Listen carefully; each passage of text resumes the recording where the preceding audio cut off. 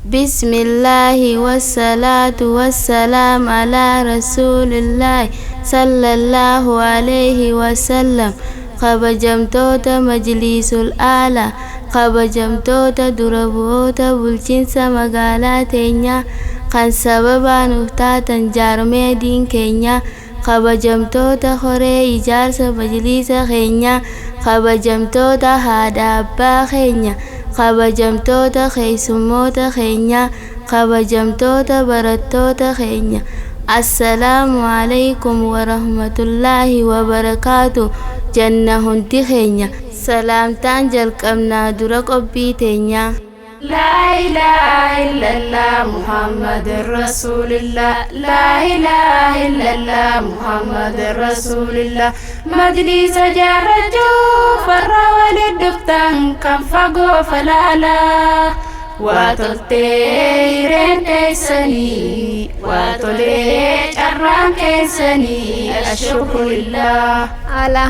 Alhamdulillahi waa hedduu nuuf taate. La ilaha illallah nuji fassaramte. Qalimaan takkitti nama walii yaafte. Gargaarsuma keetiin obsaan injifatte. Mana nuuf galchite arra diin islaamaa galanni keetuma. Namuu haa yaadannu waan keessa dabarre. Ganna roobaa cinqii rakkoo hedduu garree. Bonammoo aduudhaan dheebutti sabbarree. Meeqaatana harkee diinirraachi goree. Rakkoo teenya namuu if keessa gungumaa furmaanni maalumaa. Sheeyni keenya rakkoo taan obsuu dadhabee. Bara dhufaa dabraa daawwadha lallabee. Diin biyya gadhaabuuf nama waliin qabee. Madda raashiidhaa barsiisuu jalqabee.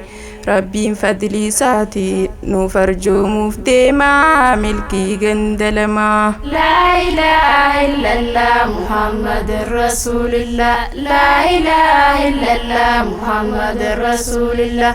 Majlisa jaarrachuu farra waliin dhuftan kan fagoo falaalaa. Waa toltee hireen teessanii, waa tolee carraan keessanii. Ashkurulillah. Sheekha keenya rabbiin eegas qubsiise. Diin babal'isuudhaaf mudhiisaa jabeesse. Biqila diin islaam bakalee guddise. Rakkoo bara hedduu isaanitti obse.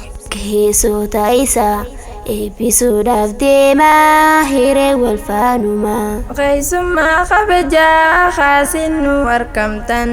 Afeerraa diin islaam jaalattanii dhuftan. Gammachuu majlisaa kaasin nu argamtan. Qabeenya halaal kaadiiniin kaddamtan.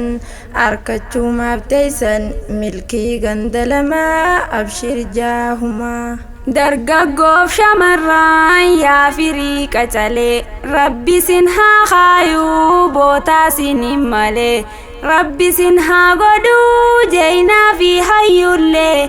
Afeerraa teessaniif dhufne kulli namaa kan gamanaa gamaa. La ilaha illallah Muhammadur Rasulillah. La ilaha illallah Muhammadur Rasulillah. Majlisa jaarrachuu farra waliin dhuftan kan fagoo falaalaa. Waa toltee hireen teessanii, waa tolee carraan keessanii. Ashkurulillah. Kabajaaf darajaan isinaa ol fuudhu. Ilma abbaa caaluu rabbi sinaa godhu. Hidhannoo islaamaa akkaan si laalladhu.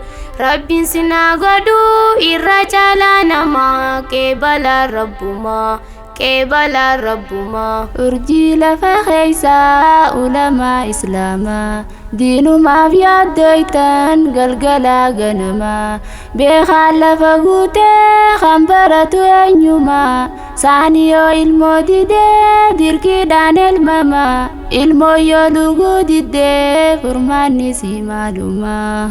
Bakirraa jalqabu barnoonni amantii hannabiin adeessee hadiisa keessatti cimsaa jabeeffadhaa itti jabaadhaati jee hadhaammatee muslima hundatti majlisni keenya kun fakkeenya isaati atummaan nuuf jaarii yaa rabbi yaa mootii. La ilaha illallah Muhammadur Rasulillah. La ilaha illallah Muhammadur Rasulillah. Majlisa jaarrachuuf warra waliin dhuftan kan fagoo falaalaa.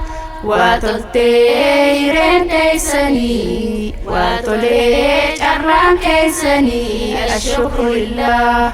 Majlisa jaarrachuuf namuu lafa qee dhiiraa fi dubartiin gammadee roora'ee wallaala mancaasuuf namuu lafa qee ijoolleef shamarran dargaggoon gurmaa'ee hawwiidhaan guutamee barnootaaf qophaa'ee. Sheekh Jamaal Abdullah yaa madda beekumsaa amantii diriirsuuf maaltu si daangeessa gannaa bonan jettu qabbanaa fi caamsaa ilmi adda addaa isinit tamsaasa dagaagii jiraadhu tanaas si boonsisa.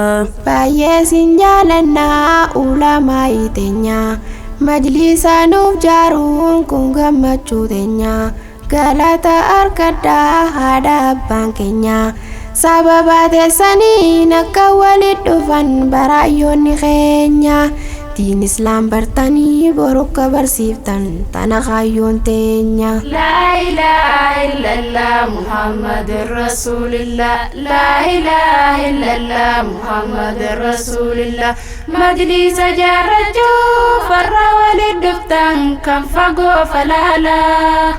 Waa toltee hireen keessanii waa tolee carraan keessanii ashkurullah. Majlisa jaarannaa waltajjii muslimaa mudhii tee hidhadhu galgalaaf ganama farri wallaalummaa asirraa raabsamaa ayyootan qaqqaaliin asif barbaadama rabbi sinaa diduu gufuu fi hiyyumaa. Nimaa majlisaatiin dubbachuu barbaada bahaara beekumsaa kuusaa adda addaa barnoota shari'aa fannisaa hundaa aqiidaa fi siraa fiqii fi tawhiidaa if keessa barsiisaa wahii addaan qoodaa barnoota haa ta'uu hayyoon nama hundaa.